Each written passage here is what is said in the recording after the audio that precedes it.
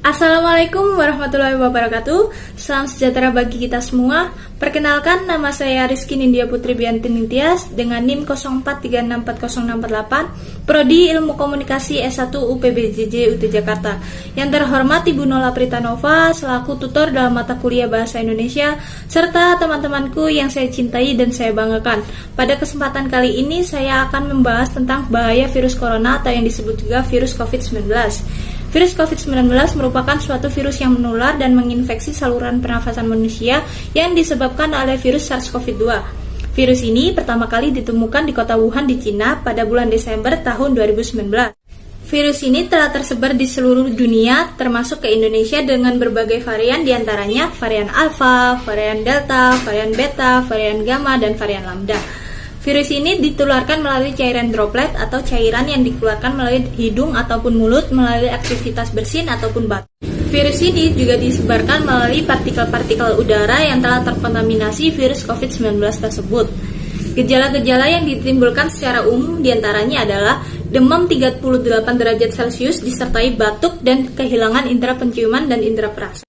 Gejala lain yang ditimbulkan oleh virus ini diantaranya adalah sakit tenggorokan, nyeri, sakit kepala, ruam pada kulit, dan iritasi mata. Adapun gejala serius yang ditimbulkan oleh virus ini antara lain adalah nyeri dada, sesak nafas, dan kesulitan bicara ataupun bergerak.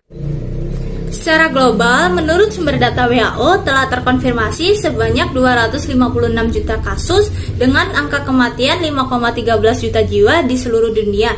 Sedangkan di Indonesia sendiri telah terkonfirmasi sebanyak 4,25 juta kasus dengan angka kematian 144 ribu juta jiwa. Menurut pendapat pribadi saya, pandemi COVID-19 ini membawa dampak positif dan dampak negatif bagi kehidupan kita.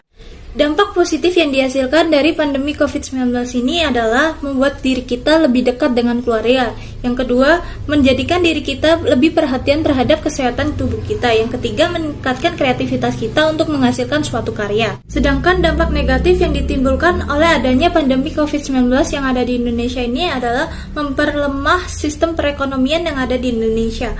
Banyak usaha-usaha yang bangkrut serta banyak juga orang-orang yang kehilangan pekerjaannya.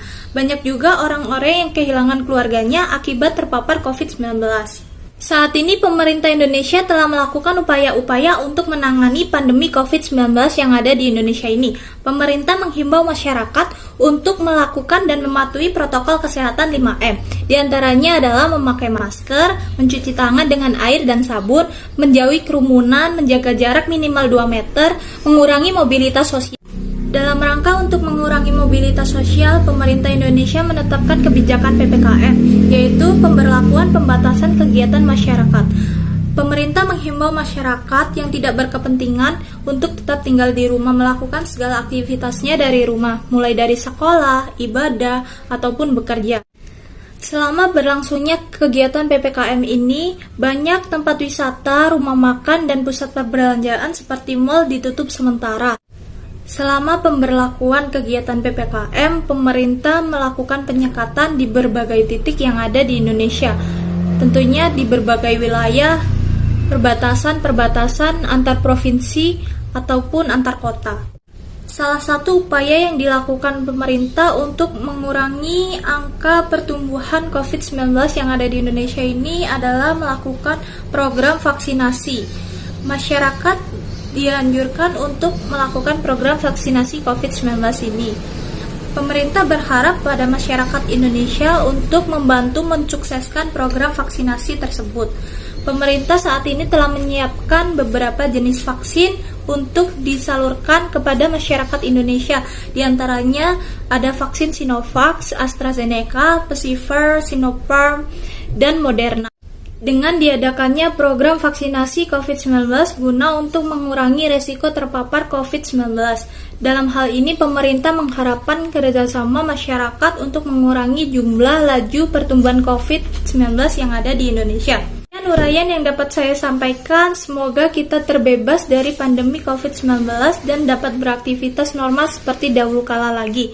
Kurang dan lebihnya saya mohon maaf. Terima kasih. Wassalamualaikum warahmatullahi wabarakatuh.